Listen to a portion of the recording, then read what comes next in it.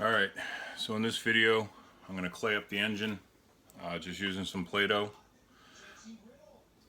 So in a GX390 non-Hemi, some of the Predator Hemis have a different head, but in a GX390, Duramax 440, Predator 420 with the GX390 head, any of the heads or engines, Lifen 420, any of the engines that run the standard GX390 head, such as this, this is basically the area you put the clay. Bottom, center, basically the valves are going to hit right here on your piston, in these two areas here and here. So what I do is I put the clay on the engine. Try not to put it in this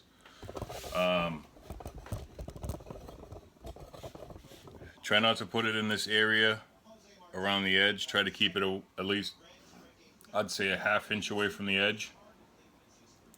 And you basically want the biggest part of the clay to be like right here, and then it could kind of taper off as it goes back. Then, once you have your clay in, you want to install your cylinder head.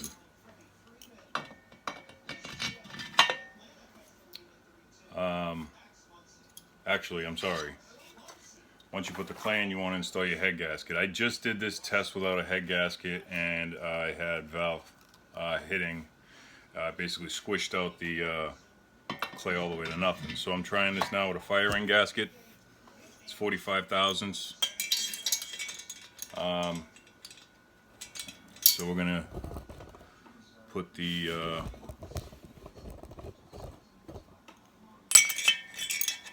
push rods in now, which is basically just getting them down in and lined up and onto the lifters. Back out your studs for your rocker arms. Now these are a ratio rocker. These are stamped 3:1 ratios. I'm just testing with these because I am going to be using a ratio rocker in this. I'm going to be using a gauge 3:1 ratio. So I just want to, well, that's what I'd like to use, but I'm just testing that out using a 3:1 to see if maybe I'll have to go to a 2:1. We'll just see where we're at. So this will basically just give me some idea of my clearances. On this engine I have ARP head studs. So I'm going to be just tightening these down.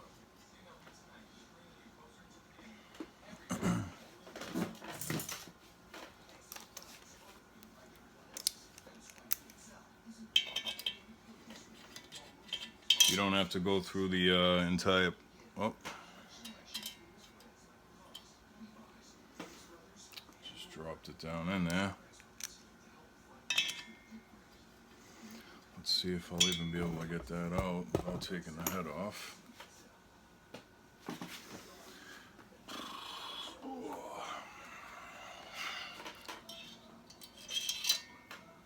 These little picks work great for that.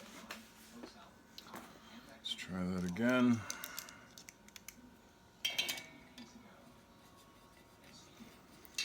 And I don't know if I've said it in the past, but this is just a hobby of mine. I really like these small engines, tighten them crossways. Now you don't really need to torque these down any at this point, you know, just tight. Normally you'd go to 25 foot-pounds. After that, what you want to do is you just want to spin the engine over.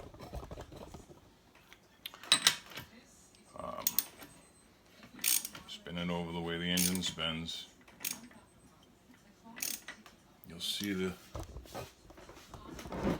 valves. Let me go on the other side here.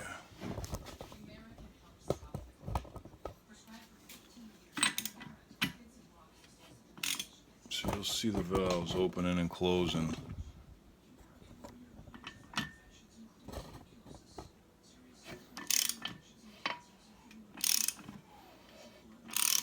And what you want to do is bring the engine around twice, 2 full rotations. That'll give you a good enough reading to take the head back off. I feel a little bit of resistance. I think it still might be close. We'll go around one more time. And we'll stop it right there. Back it off just a bit. And now I'm just looking through the hole. That's top dead center. So I like to take it off there. Alright, so now what we'll do, pull the head back off.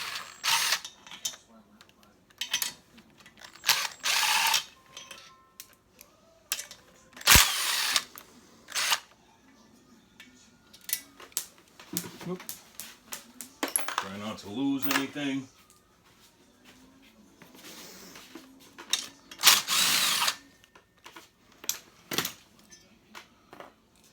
Especially not these like $8 ARP nuts. You don't want to lose any of them.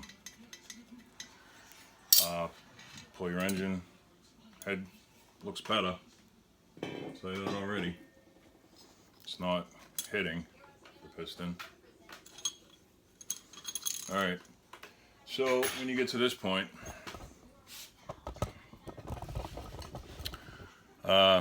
these are the two indentations that the valve's made. Usually, let me see if I can get this like as close as I can for best representation. Alright, so usually right in this area, like this center line, like this tip right here would be the closest point on the exhaust. I can almost tell just by looking at that clay that the exhaust isn't an issue. This is the 335 grind cam from Dyno Cams, the 335. So now what I'm going to do is take a caliper and a razor blade. And those are the tools you're going to need now. I'm going to move the camera. Alright, now what you want to do is you want to cut the clay, okay? You want to cut the clay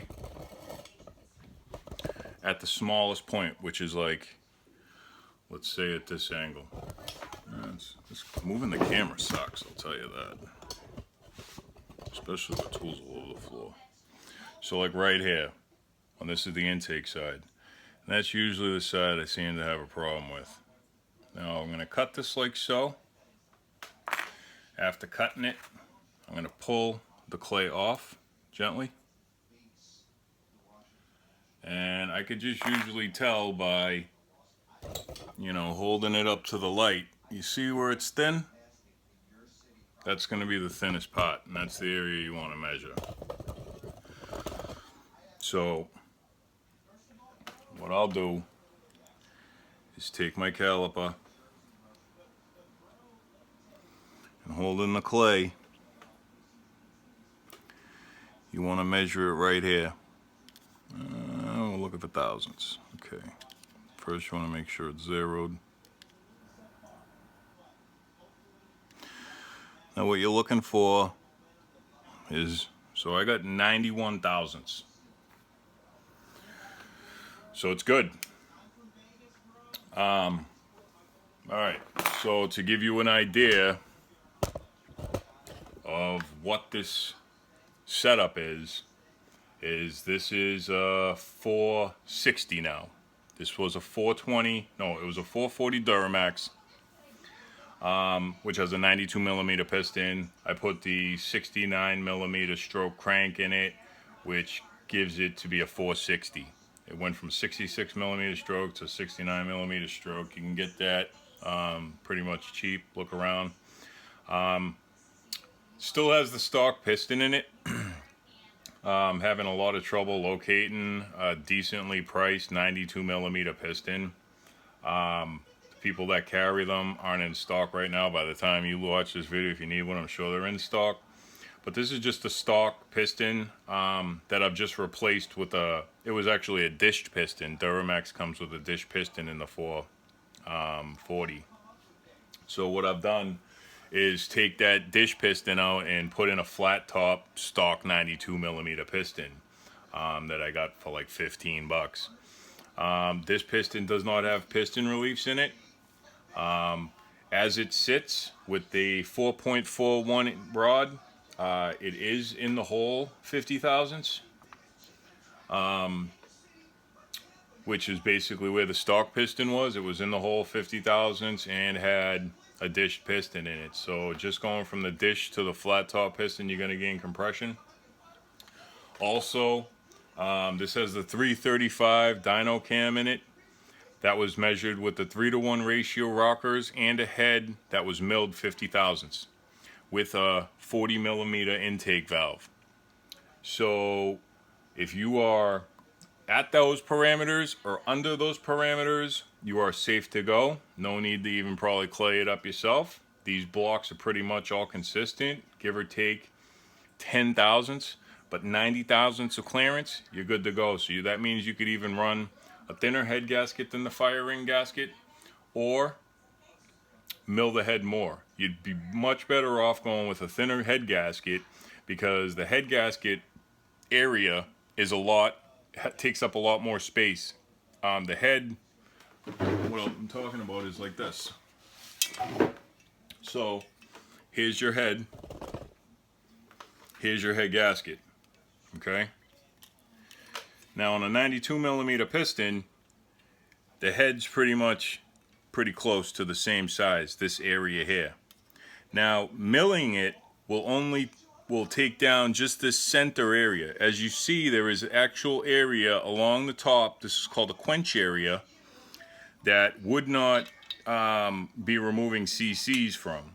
So actually going with a thinner head gasket is a better option, and a easier to reverse option than milling the head anymore.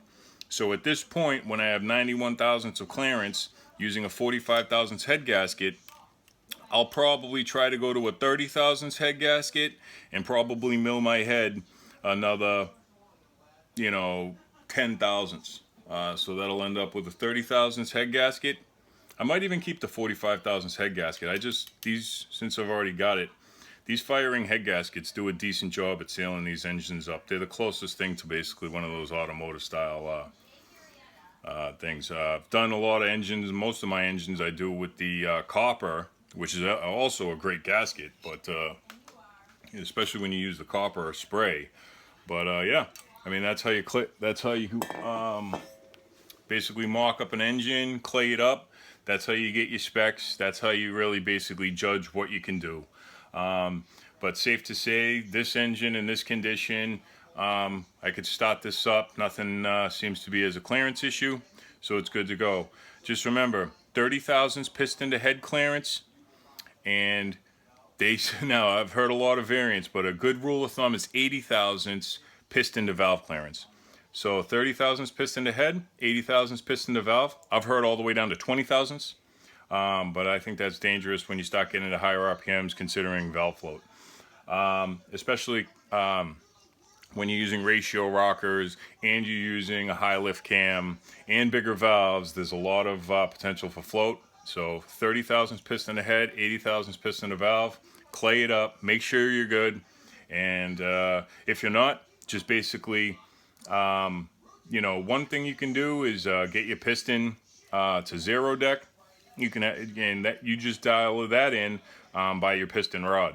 Once you get your piston wherever it's sitting, basically from the top of the piston to the bottom of the head, you have to keep 30 thousandths. So that's what you use to measure your head gasket by. After that, you put your cam in, you run the engine, you turn the engine over, and you judge your valve clearance. If you have any issues there, if you're usually probably going to have plenty of room, but and you could go to a higher ratio rocker. But if you do have, say, 1 to 3 ratio rockers and you are coming into some type of valve clearance issue, you can go down to a 1 to 2 ratio rocker. Say if it's just on your intake side, you could want to run a 1 to 2 on the intake and a 1 to 3 on the exhaust.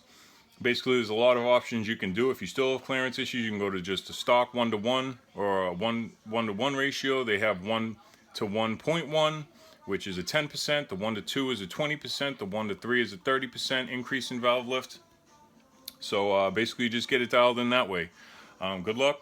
Hope you liked the video. I have tons more videos on gx390s, 420 Lifens, 420 Predators, any of these basically big block motors on how to take the internal bearings out of the side cover, internal bearings out of the engine, what carburetors to run, what size works best, porting, polishing, valve jobs, any of that.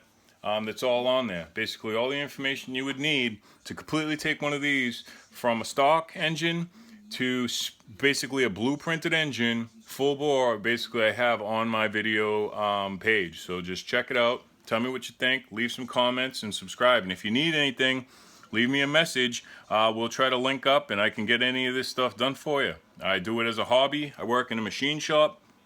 As you can see, this thing has pretty much taken over my life.